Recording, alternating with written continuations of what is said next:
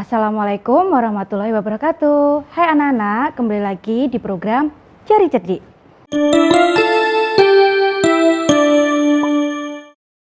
Kali ini kita akan belajar tema 6, lingkungan bersih, sehat, dan asri. Subtema 4, bekerja sama menjaga kebersihan dan kesehatan lingkungan. Pembelajaran 1 dan 2. Sebelum kita memasuki pembelajaran 1, ayo kita menyimak teks berikut ini. Orang-orang tinggal di tempat berbeda. Ada yang tinggal di kota, ada juga yang tinggal di desa. Semua orang menginginkan lingkungan bersih. Lingkungan bersih membuat tubuh sehat, lingkungan kotor membawa penyakit.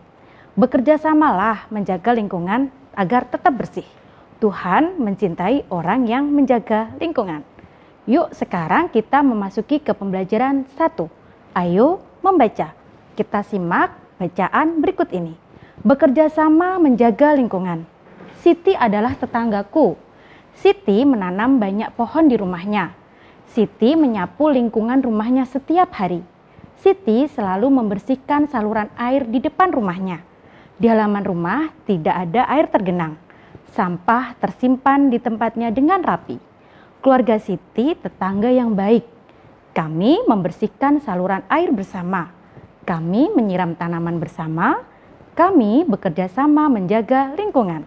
Aku bersyukur bertetangga dengan Siti. Yuk kita lihat contoh kegiatan menjaga lingkungan. Yang pertama kalian bisa lakukan di rumah yaitu menyapu. Baik menyapu di dalam rumah maupun menyapu di halaman rumah. Yang kedua yaitu menyiram tanaman secara rutin dan teratur.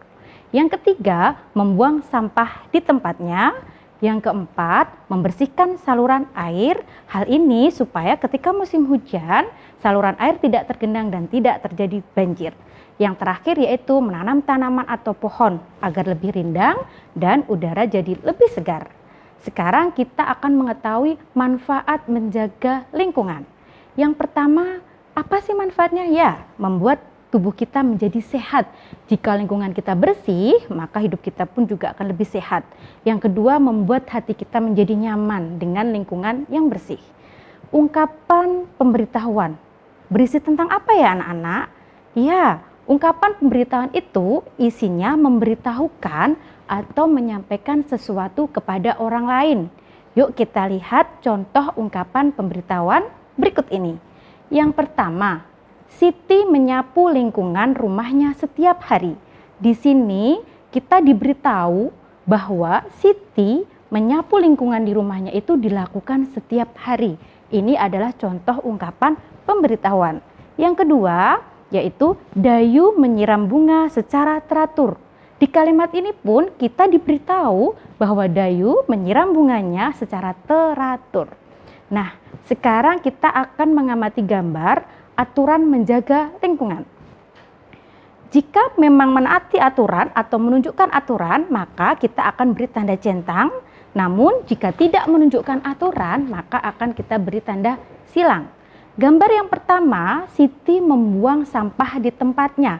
Berarti Siti menunjukkan aturan, maka kita beri tanda centang. Yang gambar kedua, di sini Lani juga membuang sampah di tempat sampah. Berarti Lani di sini menunjukkan aturan, maka kita beri tanda centang. Gambar selanjutnya yaitu Siti dan Lani sedang membersihkan sampah di sungai. Di sini mereka menunjukkan aturan sehingga kita beri tanda centang. Gambar selanjutnya yaitu Lani dan Siti sedang berada di pinggir sungai.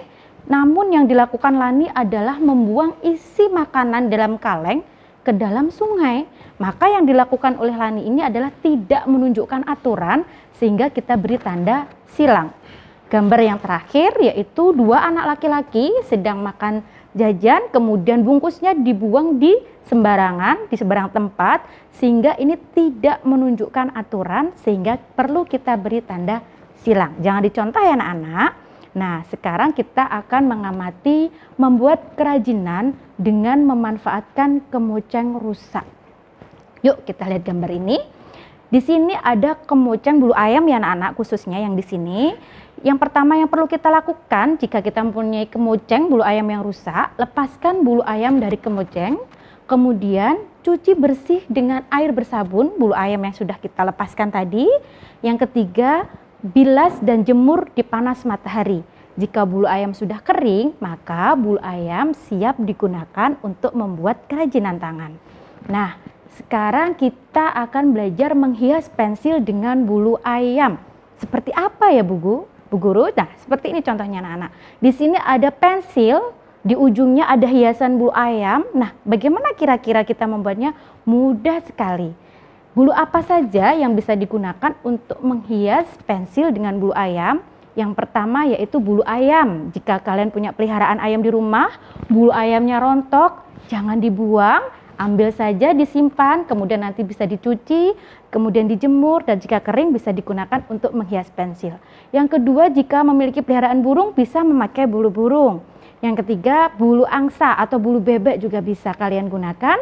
Jika rontok, jangan dicabuti dari hewannya ya anak-anak, tapi bulu yang sudah rontok, yang sudah tidak digunakan itu kemudian dicuci bersih, dibilas, dijemur, kemudian kering, siap digunakan. Nah, sekarang bahan dan alat untuk menghias pensil dengan bulu ayam. Yang pertama yaitu bulu. Kalian boleh mengambil bulu ayam, bulu burung, atau bulu bebek, atau bulu angsa yang kalian punya di rumah, ya. Dan yang kedua yaitu pensil untuk yang akan dihias nantinya ya anak-anak.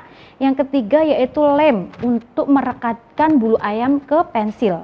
Yang keempat yaitu kain panel atau pita, ini nanti digunakan untuk merapikan atau mempercantik atau memperindah pensil kalian.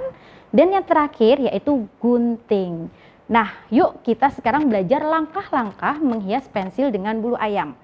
Yang pertama, siapkan bulu ayam, pensil, lem, kain panel atau pita, dan gunting. Jadi disiapkan dulu alat-alat ini.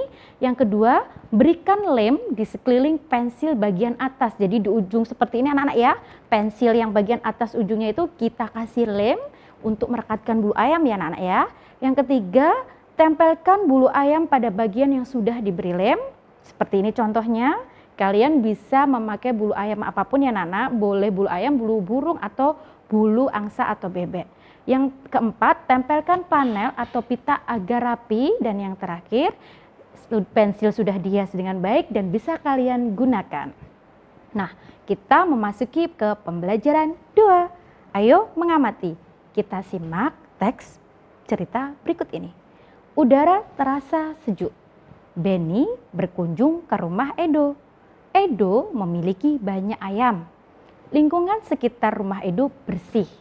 Keluarga Edo selalu menjaga kebersihan. Mereka memiliki kandang ayam yang besar. Ayam-ayam itu tidak mengganggu tetangga Edo. Benny dan Edo mengamati gerakan ayam.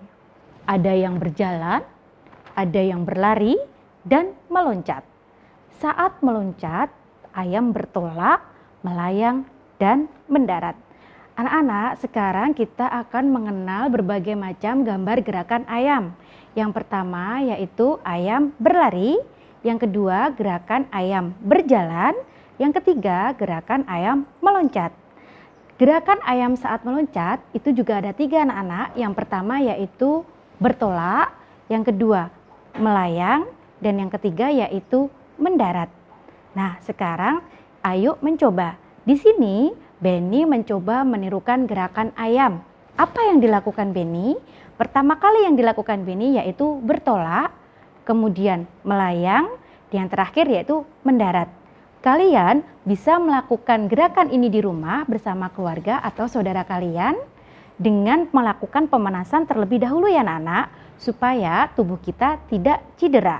Nah, contoh gerakan pemanasan sebelum kita melakukan olahraga, sebelum kita menirukan gerakan ayam, ada berbagai macam gerakan pemanasan yang dapat kalian lakukan. Contohnya yaitu yang dilakukan oleh Benny, Edo, Siti, Udin, Dayu, dan Lani.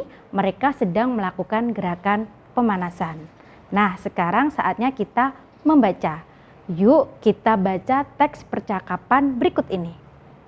Benny pulang ke rumah. Ayah mengajaknya bercakap-cakap. Bacalah percakapan berikut ini. Ayah berkata, "Dari mana Beni?" Beni menjawab, "Dari rumah Edo ayah. Edo memelihara banyak ayam di rumahnya." Ayah berkata, "Kita boleh memelihara hewan. Hewan peliharaan tidak boleh mengganggu tetangga. Kita harus menjaga lingkungan bersama-sama." Beni pun menjawab, "Edo memiliki kandang besar. Kandang dibersihkan setiap hari." Ayah pun menjawab perkataan Beni, "Hewan adalah makhluk Tuhan. Kita wajib merawatnya. Cucilah tanganmu, di meja ada pisang rebus." Beni pun menjawab perkataan ayahnya, "Terima kasih ayah." Ayah berkata, "Jangan lupa cuci tanganmu sesudah makan." Beni menjawab, "Baik ayah." Nah, dari percakapan yang dilakukan oleh Beni dan ayahnya, kita akan mengamati ungkapan pemberitahuan. Jika termasuk ungkapan pemberitahuan, akan kita beri tanda centang. Jika bukan ungkapan pemberitahuan, akan kita beri tanda silang. Kalimat pertama, dari mana Beni? Di sini kalimatnya adalah bertanya kepada Beni, "Kamu dari mana?" Maka ini adalah bukan ungkapan pemberitahuan dan kita beri tanda silang. Yang kedua, Edo memelihara banyak ayam di rumahnya. Kalimat ini memberitahukan kepada kita bahwa Edo memelihara banyak ayam di rumahnya, sehingga ini termasuk ungkapan pemberitahuan sehingga kita beri tanda centang. Yang ketiga, Edo memiliki kandang besar. Di sini diberitahukan juga kepada kita bahwa Edo memiliki kandang yang besar, sehingga termasuk ungkapan pemberitahuan dan kita beri tanda centang. Yang keempat, ibu merebus pisang untukmu. Di sini ayah memberitahu kepada Beni bahwa itu loh ibu merebus pisang untukmu, sehingga termasuk ungkapan pemberitahuan dan kita beri tanda centang. Yang terakhir, terima kasih ayah. Ini adalah kalimat ungkapan terima kasih yang diucapkan Beni kepada ayahnya, sehingga ini bukan ungkapan pemberitahuan dan kita beri tanda silang. Nah, alhamdulillah anak-anak, pembelajaran tema 6, subtema 4, pembelajaran 1 dan 2 sudah selesai. Wassalamualaikum warahmatullahi wabarakatuh.